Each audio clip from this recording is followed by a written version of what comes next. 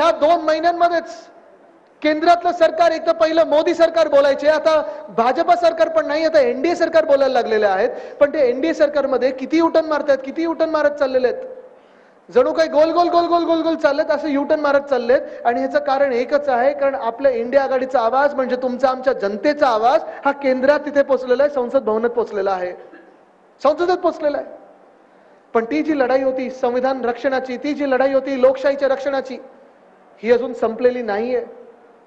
जरी आपण त्यांचं बहुमताचं सरकार रोखलेलं आहे, त्यांचे घोडे अडवलेले आहेत, तन मन धन सगळं काही त्यांच्याकडे असं वाटत होतं, पण नंतर कळायला लागलं त्यांच्याकडे होतं ते फक्त धन होतं, तन आणि मन ते आपल्याकडे होतं. आपला पण तेवढाच मोठा विजय झालेला आहे आणि येणारं सरकार केंद्रात पण इंडिया आघाडीचं आहे, हे लिहून घ्या तुम्ही. बदल घडणार म्हणजे घडणारच.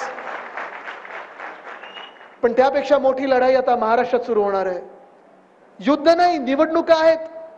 राजकीय कार्यकर्त्यांना मी सांगत आहे की युद्धासारखं लढू नका, एकामेकांवर वार करू नका. आपल्याला दंगली घडवायच्या नाहीयेत, सामाजिक तेढ निर्माण करायची नाहीये. पण निश्चितपणे ही निवडणूक आहे, ही आपल्या जीवनामध्ये, महाराष्ट्राच्या पूर्ण कार्यकर्त्यामध्ये, सगळ्यांमध्ये महाराष्ट्राचे जे पुढचे काही 50 वर्ष असतील, पुढच्या 50 वर्षाची सगळ्यात महत्त्वाची निवडणूक ही आजची निवडणूक ठरणार आहे. निवडणुकीचे वारे वाहू लागलेले आहेत. आपल्या सगळ्यांना वाटतंय निवडणुका येतील येतील, पण केंद्रात भाजपचं सरकार बसलेलं आहे. अच्छे दिन येणार होते, 10 वर्ष झाले, आले नाहीयेत. आणि तसंच निवडणूक आयोग जेव्हा पत्रकार परिषद घेत होती निवडणुका जाहीर करण्यामध्ये, तेव्हा हरियाणाची निवडणूक झाली, ती लागलेली आहे.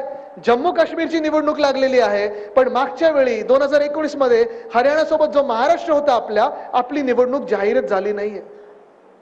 याचं कारण एकच आहे, कोणी सांगू शकेल का मला? बरोबर आहे, आपल्याला घाबरलेले आहेत, महाराष्ट्राच्या जनतेला घाबरलेले आहेत. कारण महाराष्ट्राच्या जनतेने जो निकाल दिला होता लोकसभेमध्ये, त्यांनी हेच सांगितलं होतं की तुम्ही कोणी असाल, कुठचेही असाल, कितीही मोठी महाशक्ती तुमच्या मागे असेल, पण छत्रपती शिवरायांचा महाराष्ट्र आहे, दिल्ली समोर झुकणार नाही म्हणजे नाही.